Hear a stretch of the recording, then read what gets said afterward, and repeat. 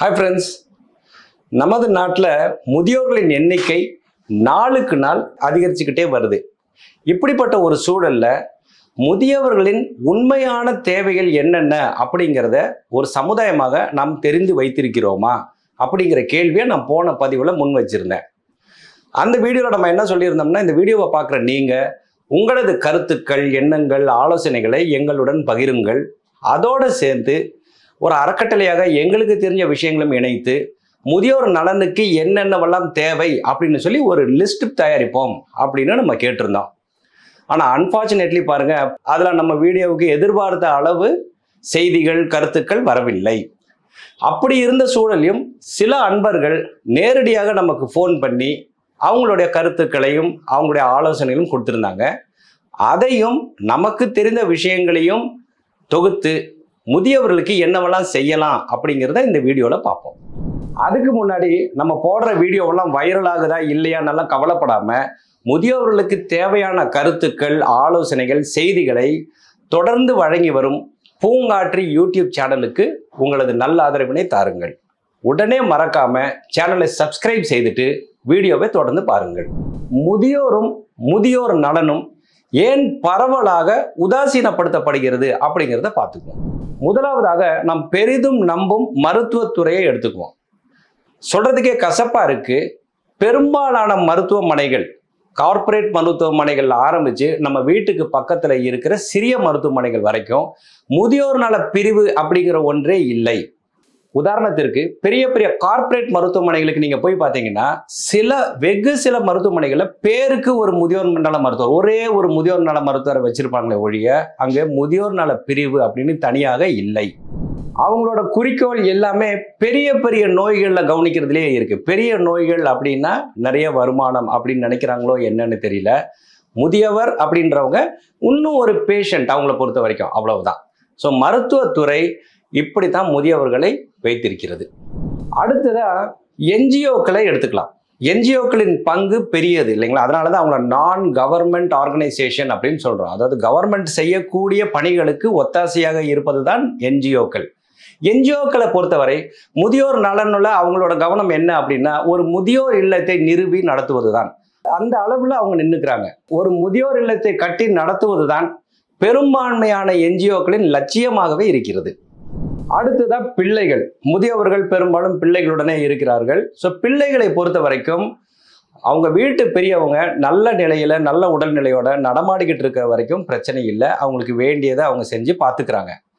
எப்போ அவங்க நோய்வாய்ப்பட்டு படுத்த படுக்கை ஆயிடுறாங்களோ அப்போ அந்த பெரியவரின் நிலை அதோகதி தான்.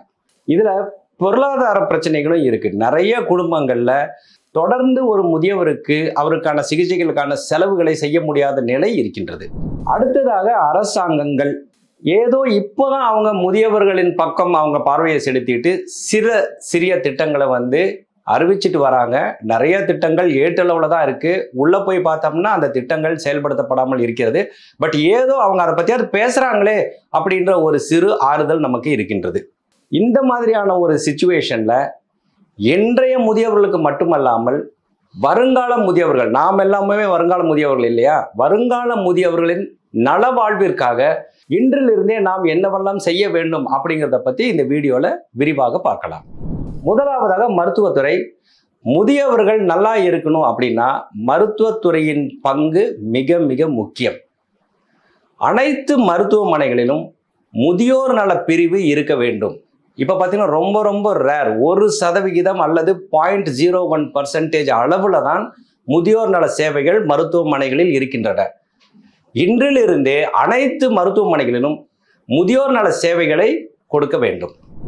மெடிக்கல் கவுன்சில் ஆஃப் இந்தியா தங்களிடம் உள்ள IMA, அதாவது இந்திய மருத்துவர்கள் சங்கம், அதில் பதிவு செய்துள்ள மருத்துவர்கள் அனைவரும் முதியோர் நல மருத்துவத்தில் ஏதாவது ஒரு பயிற்சியை பெற வேண்டும் அப்படின்னு சொல்லி ஆணை பிறப்பிக்க வேண்டும். இதுல ஒரு ஆச்சரியமான ஒரு செய்தி என்ன அப்படின்னா, நீங்க பார்க்கக்கூடிய சூப்பர் ஸ்பெஷலிஸ்ட் டாக்டருக்கு முதியோர் நல மருத்துவம் அப்படின்றது தெரியாமல் இருக்க அதிகமான வாய்ப்பு இருக்கு. இது எப்படின்னு கேட்டீங்கன்னா, இன்றளவும் MBBS பாடத்திட்டத்தில், MBBS சிலபஸில் முதியோர் நல மருத்துவம் அப்படிங்கிற பேப்பரே இல்லை.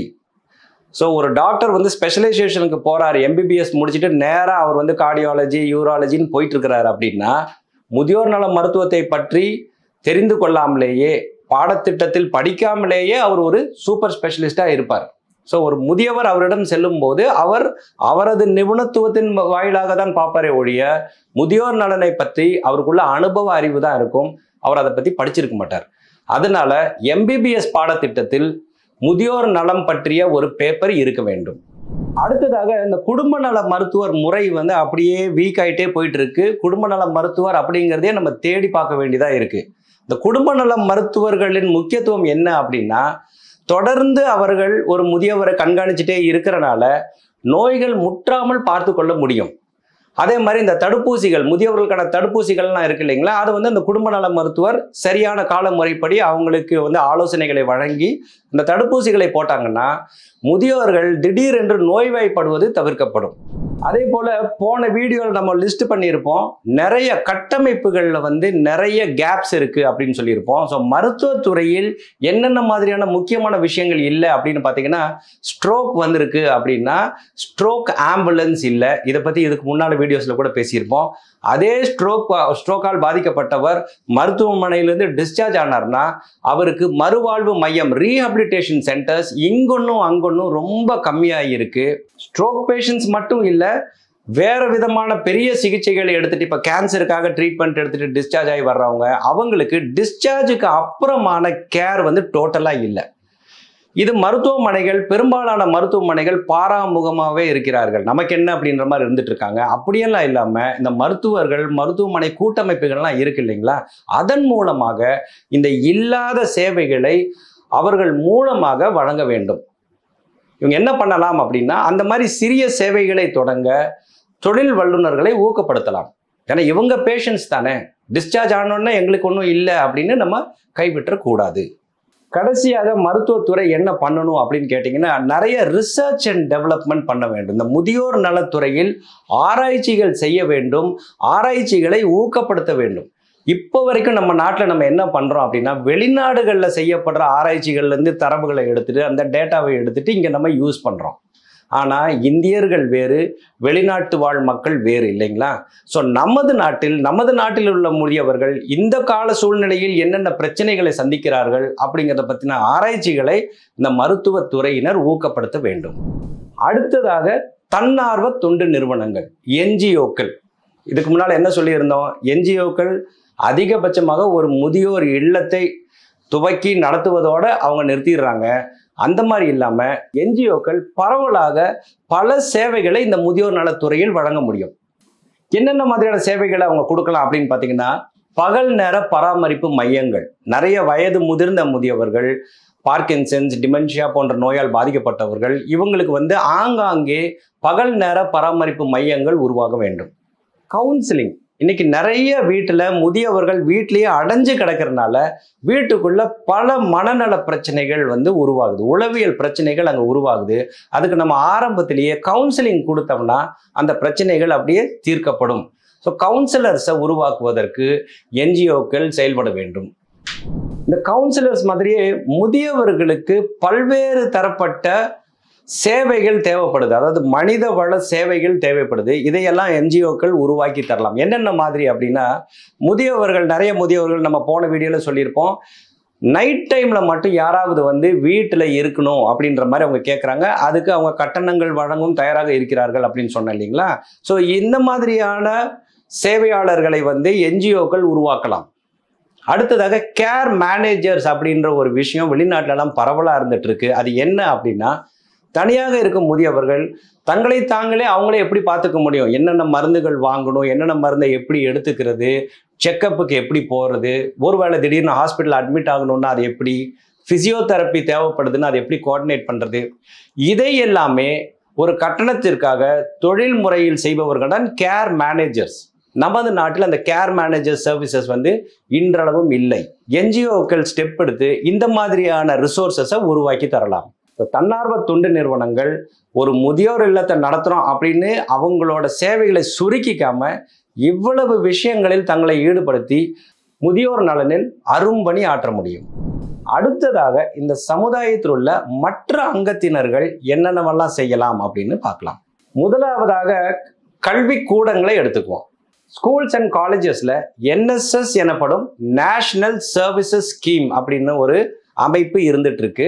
முன்னொரு காலத்துல இந்த என்எஸ்எஸ் நல்ல சேவைகளை எல்லா பக்கத்திலும் கொடுத்துட்டு இருப்பாங்க. நீங்க கூட பார்த்திருப்பீங்க, பள்ளி மாணவர்கள் ரோட்ல நின்று டிராபிக்கை ரெகுலேட் பண்ணிட்டு இருப்பாங்க. அதே மாதிரி ஏதாவது ஒரு விழாக்கள் அதுல ஒழுங்குபடுத்துவது, இந்த மாதிரி என்எஸ்எஸ் நல்ல சேவைகளை கொடுத்துட்டு இருந்தாங்க. ஆனா இப்போ அவங்கள அதிகமா பார்க்க முடியறது இல்லை. ஸோ ஸ்கூல்ஸ் அண்ட் காலேஜஸ்ல இருக்கக்கூடிய என்எஸ்எஸ் யூனிட்ஸ் முதியோர் நல சேவைகளில் ஈடுபடலாம். இப்போ ஒரு காலேஜ் இருக்கு அப்படின்னா அதை சுற்றி இருக்கக்கூடிய பகுதிகளில் அங்க உள்ள முதியவர்களுக்கு தேவையான சேவைகளை என்எஸ்எஸ் மூலமாக ஒருங்கிணைக்கலாம். பெரு நிறுவனங்கள்ல இந்த சிஎஸ்ஆர் ஃபண்ட்ஸ் அப்படின்னு சொல்றாங்க இல்லைங்களா, கார்ப்பரேட் சோஷியல் ரெஸ்பான்சிபிலிட்டி. இப்போ என்ன அப்படின்னா, பெரிய நிறுவனங்கள் அவங்களோட லாபத்தில் இருந்து 2% தன்னார்வ தொண்டு நிறுவனங்களின் சேவைகளுக்கு கொடுக்கணும் அப்படின்னு இருக்கு. இதுல என்ன ஒரு சிக்கல் அப்படின்னு கேட்டீங்கன்னா, பெரும்பாலான கம்பெனிகள் முதியோர் நலனுக்கு அந்த ஃபண்ட்ஸை கொடுக்கறது இல்லை. நாங்களே டாக்டர் வி.எஸ். நடராஜன் முதியோர் அறக்கட்டளையின் சார்பாக நிறைய நிறுவனங்களை அணுகி இருக்கிறோம். அவங்க என்ன சொல்றாங்க அப்படின்னா, நாங்கள் வேற வேற விஷயங்களுக்கு நாங்கள் செலவு பண்றோம். குழந்தைகள் நலனுக்கு கொடுக்குறோம், ஸ்கூலுக்கு கொடுக்குறோம், அதாவது சுற்றுச்சூழலுக்கு கொடுக்குறோம், பெண்கள் நலனுன்னு கொடுத்துட்டு இருக்கோம் அப்படின்னு சொல்றாங்க. ஆனால் முதியோர் நலனுக்கு அவர்கள் கொடுப்பதில்லை. இந்த நிலை மாற வேண்டும். இதை சொல்றவங்க வீட்டிலேயே பெரியவங்க இருக்கிறாங்க. இவங்களே நாளைக்கு வயதாக போகிறார்கள், முதியவர்களாக போகிறார்கள். அப்படி இருக்கும்போது அந்த சிஎஸ்ஆர் ஃபண்ட்ஸை முதியோர் நல சேவையில் இருக்கும் நிறுவனங்களுக்கு கொடுக்க ஏன் தயங்குகிறார்கள் அப்படின்னு தெரியல. ஒரு பிரசித்தி பெற்ற நிறுவனத்துல இருக்கிற ஒரு அதிகாரி என்கிட்ட என்ன சொல்றாங்க அப்படின்னா, குழந்தையா முதியவரா அப்படின்னு நீங்க என்ன கேட்டீங்கன்னா குழந்தைன்னு நான் சொல்லுவேன் அப்படின்றாங்க. அவங்களே ரிட்டையர்மெண்ட் ஏஜ்ல இருக்கிறாங்க. இன்னைக்கு அவங்க என்ன நினைக்கிறாங்க, நம்ம இப்படியே வாழ்நாள் முழுக்க திடகாத்திரமா இருந்துருவோம்னு அவங்க நினைக்கிறாங்க. நாமளும் அதற்காக வேண்டுவோம். ஆனால் நிலைமை அப்படி இருக்கும் நாம் கேரண்டியா சொல்ல முடியுமா? ஆகவே பெரும் நிறுவனங்கள் முதியோர் நல சேவையில் ஈடுபடுபவர்களுக்கும் தங்களது ஆதரவு கரத்தை கொடுக்க வேண்டும். அடுத்ததாக தொழில்துறையினர். இப்ப தொழில்துறையினரோட ஒரே நோக்கு லாபம் தான், அதுல எந்த தவறும் இல்லை. ஆனால் அவர்கள் முதியோர் நலனிலும் கால் பதிக்க வேண்டும். இதை பத்தி இதுக்கு முன்னால கூட எல்டர் பிரணர் அப்படின்னு நம்ம ஒரு வீடியோ போட்டிருந்தோம். அதுல சோஷியல் என்டர்பிரைஸ், அதாவது சமூக நிறுவனங்கள், தொழில் நிறுவனங்கள் தங்களின் ஒரு பகுதியாக சமூக நிறுவனங்களையும் உருவாக்க வேண்டும். ஏன்னா தொழில்துறையினருக்கு ஒரு தொழிலை எப்படி உருவாக்குவது, அதை எப்படி சிறப்பாக செயல்படுத்துவதுன்ற எல்லா நாலேஜும் அவங்களுக்கு இருக்கும் இல்லைங்களா. அதை அவர்கள் முதியோர் நலனுக்கும் சிறிது கொடுக்க வேண்டும். இன்னைக்கே நம்ம இந்த மாதிரி முன்னெடுப்புகளை எடுத்தாதான் வருங்காலத்தில் பூதாகரமாக உருவெடுத்து இருக்கும் முதியோர் நல பிரச்சனைகளை நாம் சமாளிக்க முடியும். இறுதியாக முதியோர்கள் என்ன செய்ய வேண்டும் அப்படின்னு பார்ப்போம். இப்போ நிறைய சேவை நிறுவனங்கள், முதியோர்களுக்கான சேவை நிறுவனங்கள் வருது. கொஞ்ச நாள்லயே அவங்க காணாம போயிடுறாங்க. ஏன் அப்படின்னு கேட்டீங்கன்னா, அவங்களுக்கு பேட்ரனேஜ் இல்லாம போறதுதான். அவங்க ஏதோ முதியோர்களுக்கான சேவைகள்னு ஆரம்பிக்கிறாங்க, யாருமே அவங்க கிட்ட இருந்து சேவைகளை பெற்றுக்கொள்ளவில்லை. அப்படிங்கும் போது அவங்க அப்படியே அவங்க கடையை இழுத்து மூடிட்டு போயிடுறாங்க. இப்படி ஒரு நிலை உருவாகாமல், அதாவது என்டர்பிரைஸ் சப்போர்ட் அப்படின்னு ஒரு கான்செப்ட் இருக்கு. நமக்காக ஒரு என்டர்பிரைஸ் உருவாகி செயல்பட்டுக்கிட்டு இருக்கு அப்படின்னா அந்த என்டர்பிரைஸை சப்போர்ட் பண்ண வேண்டியது நமது கடமை. ஸோ முதியவர்கள் தங்களுக்கென்று உருவாகி இருக்கும் தொழில் நிறுவனங்களை அவங்க பேட்ரனைஸ் பண்ணணும், அதை அவங்க பயன்படுத்தணும். அப்போதான் அவங்க நிலை பெற்று நெடுங்காலமாக முதியவர்களுக்கு சேவை செய்ய முடியும். அடுத்ததாக, நல்ல உடல் ஆரோக்கியத்துடன் இருக்கும் முதியவர்கள் தன்னார்வ தொண்டு நிறுவனங்களுடன் தங்களை இணைத்து கொண்டு பிற முதியவர்களுக்கான சேவைகளை அவங்க செய்யணும். இப்படி செய்யறது இன்றைக்கு விதைத்தால் நாளைக்கு அறுவடை செய்யலாம் அப்படிங்கிற மாதிரி, இன்னைக்கு நாம் பிற முதியவர்களுக்கு செய்யும் சேவை நாளைக்கு நமக்கே பயன்படும். அடுத்தது மிக முக்கியமான ஒரு விஷயம், அது என்ன அப்படின்னா, தாராளமாக பொருள் உதவி செய்ய வேண்டும். இன்னைக்கு கணிசமான முதியவர்கள் பென்ஷன் பெறுபவர்களாக இருக்கிறார்கள். ஆனால் அவர்கள் எத்தனை பேர் நன்கொடைகள் தருகிறார்கள் அப்படின்னு பார்த்தோம்னா அது பர்சன்டேஜ் ரொம்ப குறைவாக தான் இருக்கும். ஸோ முதியவர்கள் தங்களது தொழில் சார்ந்த நிறுவனங்கள், தன்னார்வ தொண்டு நிறுவனங்களுக்கு தாராளமாக நன்கொடைகளை வழங்கி அந்த நிறுவனங்கள் செழித்து ஓங்கி நிற்க உதவி செய்ய வேண்டும். It takes a village to care for a child அப்படின்னு சொல்லுவாங்க. அதாவது ஒரு குழந்தையை பரிபாலனம் செய்வதற்கு ஒரு முழு கிராமமே தேவைப்படும் அப்படின்றது முதுமொழி. புதுமொழி என்ன அப்படின்னா, it takes a community to take care of an elder. அதாவது ஒரு சமுதாயமே இணைந்து செயல்பட்டால்தான் ஒரு முதியவரின் நலவாழ்வு உறுதி செய்யப்படும். இன்றைய முதியவர்களின் நலவாழ்விற்கு மட்டுமல்லாமல் நாளைய முதியவர்களின் நல்வாழ்விற்கும் நாம் இன்றே இணைந்து செயல்பட வேண்டும். மனம் இருந்தால் மார்க்கம் உண்டு. அனைவருக்கும் இனிமையான முதுமை என்ற ஒற்றை குறிக்கோளுடன் தொடர்ந்து செயல்பட்டு வரும் பூங்காற்று யூடியூப் சேனலை உடனே சப்ஸ்கிரைப் செய்து இந்த சேனலை உங்கள் நண்பர்களுடன் பகிர்ந்து எங்களுக்கு உங்களது நல்ல ஆதரவினை தாருங்கள்.